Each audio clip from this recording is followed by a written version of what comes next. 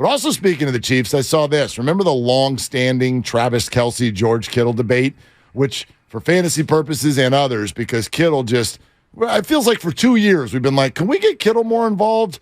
That debate has gone away because people are like, oh, Kelce just crushes him. Travis Kelce this year, 12 touchdown catches. George Kittle, 11. Brock Purdy has revitalized George Kittle's career as an elite offensive tight end. In the red zone, absolutely. He's become the red zone threat, and it makes you wonder why Jimmy Garoppolo couldn't do the same thing in terms of getting George Kittle involved. And this, again, is not to disparage Jimmy G. It's not to compare the two. Brian and Palo Alto, go ahead and save your quarter. You don't have to call in and crush me. The one thing we have seen, though, from Brock Purdy is when Brock Purdy has come on the scene, George Kittle has become more involved, especially in the red zone. And by the way, Deebo Samuel, we talked about it with Butcher Boy in the changeover. We talked about it pre-show. You haven't even really needed Deebo Samuel. Last year on your run-up to the NFC Championship game, Deebo was about your only weapon offensively. You handed it to him in the backfield. You handed it to him on the jet sweep. You threw it to him every single time that you needed anything positive. Deebo was your guy. Imagine what happens now going forward here in the playoffs. Deebo should be pretty fresh and mostly rested in terms of his usage. No doubt. And that's actually, if you think back in the history of 49er football, that's what it feels like. Sure, there was Jerry Rice. He's the greatest of all time. But when a Joe Montana dropped back or a Steve Young dropped back, you didn't necessarily know where the ball was going to go. It got spread around, and that's what made that offense feel so dynamic because you had to pick your poison. And I think for the first time, like even in the good Garcia years, the good Garoppolo years, and even Kaepernick, like Kaepernick was dynamic as an individual, but I didn't feel like the offense always worked like this, where a guy will drop back and you're like, I don't know if it's going to be C-Mac.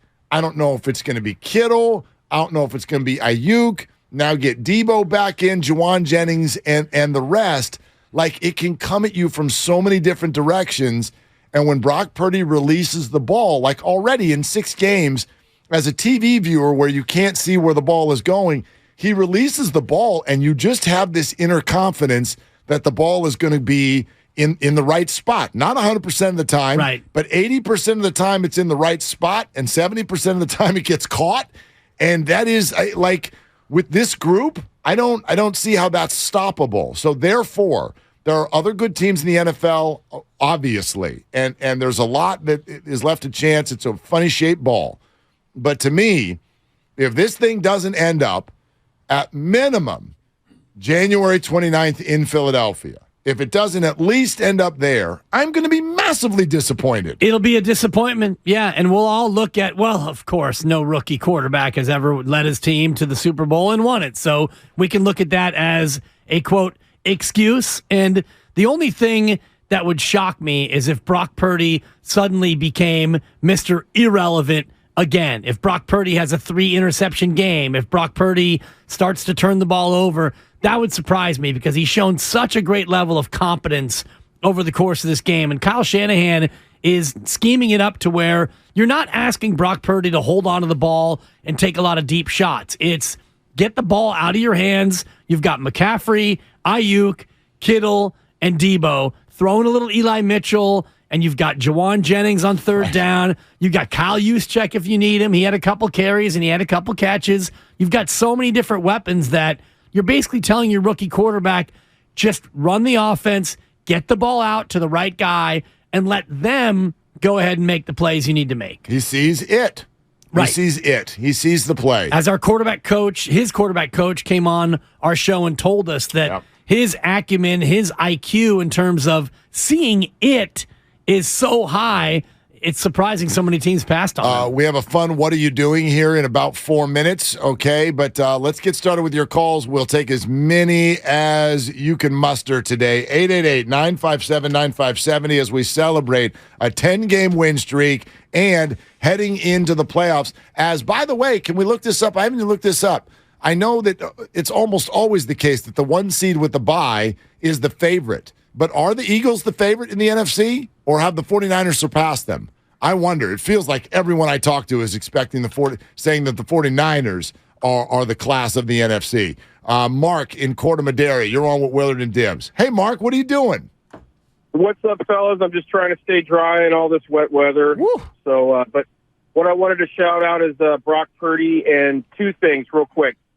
The second second scoring drive of the game, he did a hard count. He hard counted the defense 3 times, I think on 3rd and 3 or 3rd and 2, and got him to jump.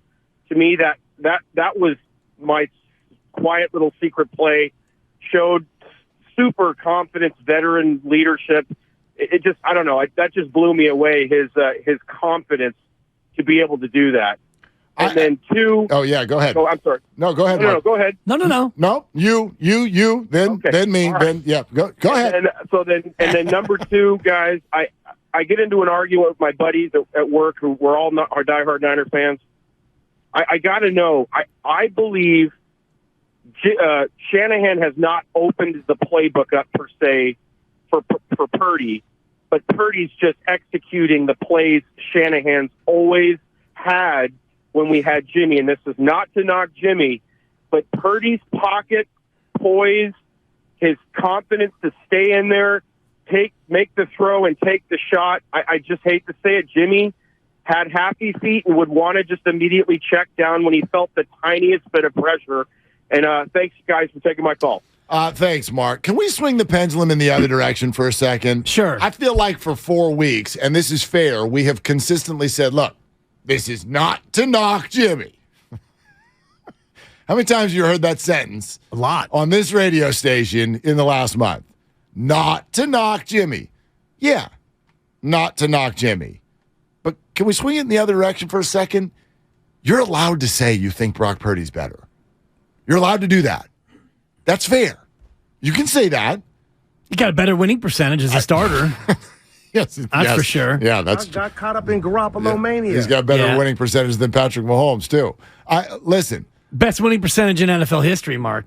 He's a rookie, and it's early. And, yes, he's facing a team for the second time. For the first time, I do wonder about that. Like, this is somebody that, like, their game plan, Yeah. Seattle's seen him. And so how does that affect it? I have no idea. But you're allowed to look at this and go, I like this better. I think this projects better. It doesn't mean he's got the resume that Jimmy has yet. How could he? He's played 6 games. Right. But you're allowed to look at this and go, I think this is better than Sure. Jimmy Garoppolo. And the data supports you. 15-20 yesterday. And the thing about opening up the playbook, I don't know if Kyle Shanahan is going to, quote, open up the playbook anymore, nor does he need to open up the playbook. Is there anything missing from this offense? Do we need to see the deep ball right now because the offense isn't doing enough with what they're running? You asked about the odds. The Chiefs, plus 350 are your favorite. Yep. The Bills are plus 400, your second choice. The Eagles and Niners are both 11-2, Yeah. plus 550. So both are co-favorites among NFC teams.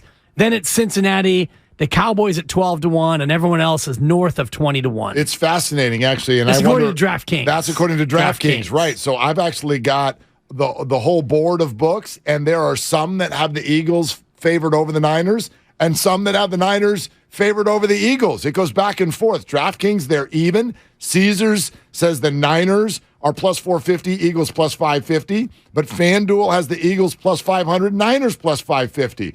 Points Bet USA, Eagles a slight favorite. Bet MGM, Eagles a slight favorite. Bet Rivers, even Steven, Eagles and Niners. So you go back and forth, those two teams, and this is a tip of the cap to the 49ers because they're the 2.